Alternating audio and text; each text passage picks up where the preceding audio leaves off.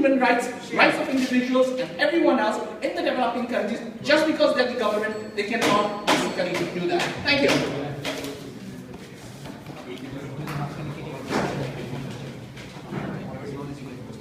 Yeah, sure. Guys, just one thing on debating procedure. When you want to raise a POI, just stand up and raise your hand. So he'll know that you want a POI. When you ask for it, really hampers the judge's ability to hear the point. Here. That's what I see. All right. So in continuing the debate, can we have the second speaker of upper government close up the upper gov side? Here. Here. Welcome back. I'll start with the basic idea that the most popular example of birth control, ladies and gentlemen, have been enshrined in the state of Kerala in India. And they went for mass level of sterilization of men.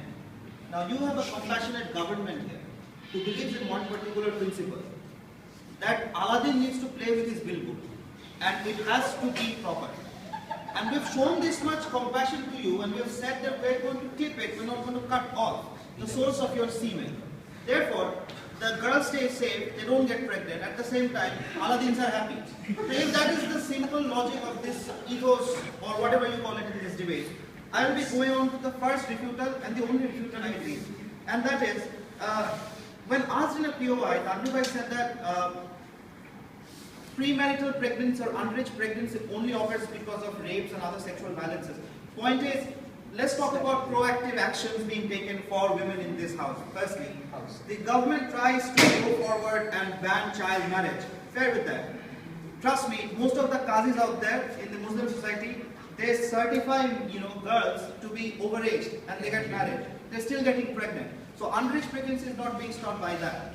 We're not saying that we're going to castrate them. We're not saying that we're going to stop the entire process. We're talking about a reversible process that is, quite exciting of an option. You don't get to use condoms. That's the best part of it. Condoms fail. People don't use it. You don't feel it. Point is, when you don't feel it, we are giving you an option to feel the action as well. Now, having said that, constructive. First, the issue of youthful population. See, the main reason we're having this debate in this house is because these countries out there depend on population. And youthful population is a principle where each and every child is seen as an insurance policy by poor people out there. Why? Because people believe that the more children they have, the more insurance policies they have. If 10 out of 10, 8 of them go to the dogs, it doesn't matter. 2 of them will take care of them when they grow old. We say that that is a wrong perception. You need to go out there and find out what you're good at. If you're good in agriculture, you have to go out there and go, get into agricultural activities, get into farming. If you think that you're good in, being a mechanic, then you go for the vocational training and, get yourself a job. Now, the best thing is, Tanvi wanted guarantee from the government that we have to guarantee that we have to give each and every student or every child tertiary education. Point is, in this debate, there is an and/or, which means you need a full-time job as well. I also said that. It does not necessarily mean that a guy has to be graduate. No. He can get a full-time job. He can get vocational training. He can go out there and he can be self-sufficient. He can go out there and get a job for himself. As long as he is being specialized enough to provide for himself and his family, that is where the success of the case lies. And we said that this particular case goes far ahead. Now, secondly, we're talking about. I'll be talking about the Human Development Index. Firstly, see, over the years, UN could not give us a decent depiction of how population of these particular countries, developing countries, can go up in the scale of the Human Development Index. Primarily because people are banking on methods that are primitive, people are banking on customs and taboos and are not being guided in the right direction. What we are saying is that when you guide them to a particular scenario where they will know that they have handicap situations, simulations rather, that would make them go up and specialize on other areas, that is when only you will see Human Development Index development for real, ladies and gentlemen. By this we mean that one does not have to come from a poor family and dream that he will come from the downtown and be someone successful in the city just because he's a graduate. No, that's a false proposition. That's a false hope that the government gives to its people. We said that you have to respect what you do, and then if you respect what you do, then you can be a vocational trainee and then become someone good and self-sufficient and carry on with your life. When you can do that and provide for your child, you have a child. And that's the simple mechanism of this motion. Lastly, the issue of child rights governance. If the opposition wants to ensure guarantees for children out there to get good education, tertiary education, all that thing about preventing child marriage and all that. You need to ensure child rights governance. But before I get into child rights governance, how does I go? What happens if Aladdin never finds a good job with a good pay? He's not going to marry Jasmine because then Jasmine will be totally demotivated because of the sexual urge he has. Instead of sterilizing Aladdin after he becomes a father, why don't you just stop the process from between? Why waste another child's life when he comes to this point? The issue is simple. Simple is that, as I was saying, child rights governance. Government needs to know who is being born and where. Every child from birth deserves certain rights. These are the basic rights that are part of the electoral mandate.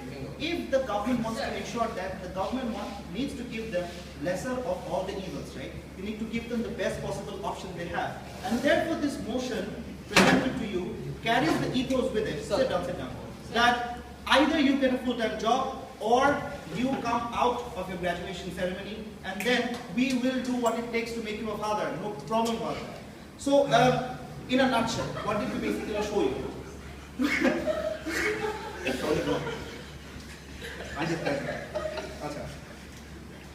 Point is, this debate is about a reversible process which needs to be advocated to the grassroots level, where population is not being managed properly, where people do not give a damn about what the policymakers think, where people do not have any idea about what their future holds for them. These are the people who are dependent on climate. These are the people who are dependent on religion, taboos, and many other social customs. People who do not have the apparatus to make their own right judgments. This policy gives them a way forward to not only make the fathers and mothers sustainable, but to also make sure that whoever is born in the future gets what he or she deserves. And we believe that this proposition is biologically correct. We have given you enough biological arguments and clarification that this motion should pass in the House. Plus, I have countered the whole argument that the state needs to guarantee a lot of things, because guarantee along with it comes with the educational purposes and also the vocational training purposes. So pretty much the first speaker from the opposition bench had his speech covered in my speech. I've also substantiated what my Prime Minister came up and told you in this particular debate. And we believe that this should be government bench with. Thank you.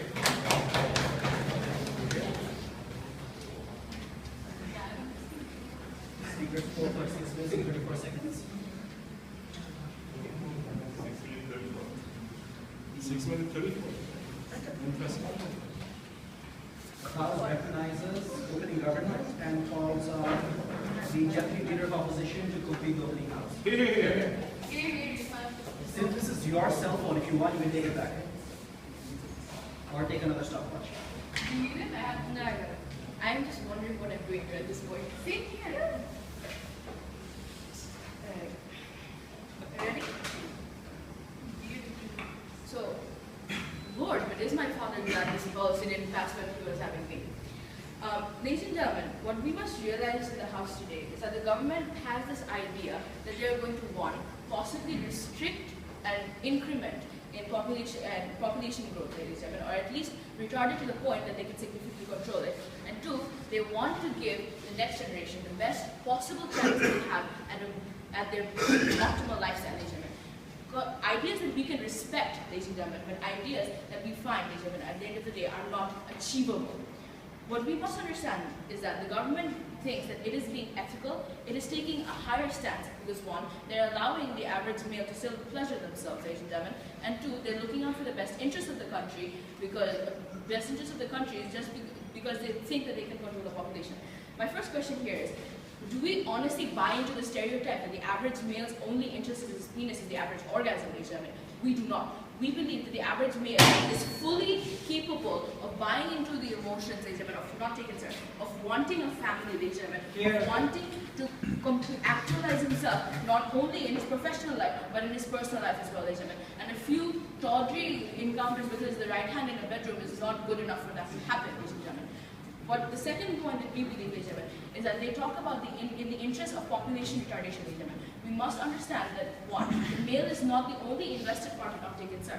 The male is not the only invested party when it comes to population propagation, ladies and gentlemen. The female is as well, and the female has just as much chance or guarantee of getting pregnant, ladies and gentlemen, by artificial insemination or getting sperm from sperm banks, ladies and gentlemen, or for any other, or from a viable donor, or any other method, ladies and gentlemen, not taken. Sorry.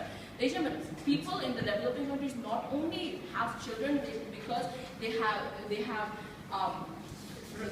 miscarried, they have misplanned pregnancies, ladies and gentlemen. They have it because one, it's a social imperative, and two, they have a strong desire to, ladies and gentlemen. Believing these two ideas, since one, you are not creating an awareness campaign or any other sort of idea to curb the social imperative, ladies and gentlemen, and two, you are not curbing the desire of these women to propagate their line, ladies and gentlemen. Pregnancies will still keep on happening, ladies and gentlemen. A woman would go to a viable partner, ladies and gentlemen, and choose to not take consent, and choose to propagate her line, ladies and gentlemen. They've talked to us about how in most of these cases, ladies and gentlemen, that the current system of birth control is not viable. We say, ladies and gentlemen, we call out utter bullshit, ladies and gentlemen. The fact remains that in countries like India, ladies and gentlemen, in other developing countries across the world, ladies and gentlemen, in countries like Africa, the current birth control measures have done more than enough to curtail population growth in ladies and gentlemen. Because besides Kerala, ladies and gentlemen, in states like Gujarat, in states like Maharashtra, every clinic hands out subsidized condoms, ladies and gentlemen, and these have managed to, in a minute, sirs, and these have managed to successfully retard the growth of population there. We believe we do not need to jump to such an extreme procedure, ladies and gentlemen, which has 45% chance of non-reversal, ladies and gentlemen, leaving a man impotent for the greater part of his life, ladies and gentlemen. We believe that go with the condoms, go with the IUDs, go with the measures that not only prevent you, ladies and gentlemen, from getting an unwanted pregnancy, but also from contracting STDs and other viral diseases, which would run rampant, ladies and gentlemen, when people have unprotected sex, because they believe they are now non-viable, ladies and gentlemen. What, sir? If states can, I have 15 seconds. If states can take the initiative of generalizing the public health services for sterilization, which is a drastic measure, far drastic than this reversible thing, what is the problem with our proposition? Ladies and gentlemen, one, we have said that we disagree with the entire idea of forced sterilization, ladies and gentlemen, which means that one, yes, we go against the idea that China had of forcing its people to sterilize itself, and hence we also go against this idea of partial sterilization. You have one, because, ladies and gentlemen, this moves us on to the constructive, ladies and gentlemen, because we believe that these procedures have as much chance of failing as they do have of success, ladies and gentlemen, and they do not meet the end goal at the end of the day. Ladies and gentlemen, we're going to be asking several questions regarding the feasibility of this entire motion, ladies and gentlemen. Now, we question the government's ability to execute mass vasectomies, ladies and gentlemen, considering that this is 75% of the world's population that you are talking about, ladies and gentlemen. And the Chinese government, one of the leading economies of the country, could not continue their mass sterilization program for more than a few years, ladies and gentlemen. We question the viability of of these governments going into rural areas, going into far-off places where social workers are as liable to be attacked as we have seen in cases in India and cases in Afghanistan and cases in Pakistan, as they are not taken, sir, as they are of success, ladies and gentlemen. Now, we also talked to you about the probability, ladies and gentlemen, of how these procedures are possibly non-reversible. Ladies and gentlemen, beyond the medical terms, ladies and gentlemen, we talk about the deviancy or the corruption that exists within the present system, ladies and gentlemen, whereby officials are likely, ladies and gentlemen, to perhaps in some remote corner of the country to not engage in the reversible surgery, ladies and gentlemen, and thereby leaving the person impotent for the rest of his life, ladies and gentlemen. Next, we move on to the point regarding the damage that happens to these patients, ladies and gentlemen, that happens to both the men and the women, ladies and gentlemen. We deny the idea that men are solely interested in their penises for an orgasm, ladies and gentlemen. We buy into the idea, ladies and gentlemen, that you are indeed disrupting the sexual growth of young boys, ladies and gentlemen. Boys who are barely growing into men, ladies and gentlemen, you are one, engaging in seconds, sir. You are engaging in an invasive procedure that curbs their sexuality to a certain extent, ladies and gentlemen. It makes them self-aware far before they are not taken seriously, far before they are able to cope with the sexual development, ladies and gentlemen. Next, we buy into the final issue, which is the women's perspective when it comes to all of this, ladies and gentlemen. One, we need to understand that unlike a male, a woman has a very specific age between which she is fertile, ladies and gentlemen. This is usually between the age that she hits puberty and somewhere into her mid-40s, ladies and gentlemen. Now, considering that women need a viable partner in order to actualize themselves in the home area and have a child, ladies and gentlemen. Cutting down viable partners is not ethically sound from the perspective of women, ladies and gentlemen. You are not only invading yourself into the personal life of the men of your nation and the nations worldwide, ladies and gentlemen. You are cutting down the direct right of a woman to buy in, to get herself a successful home life. The final point, ladies and gentlemen, that we want to talk about is whether or not you're ensuring a proper lifestyle for these kids.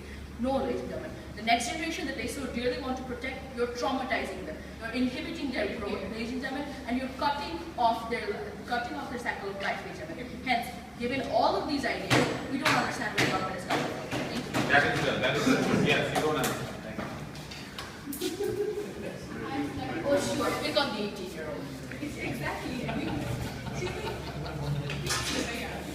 20%. There is no But then again, participation is traumatizing as well, right? Are you going to go for the full scary like that Saturday?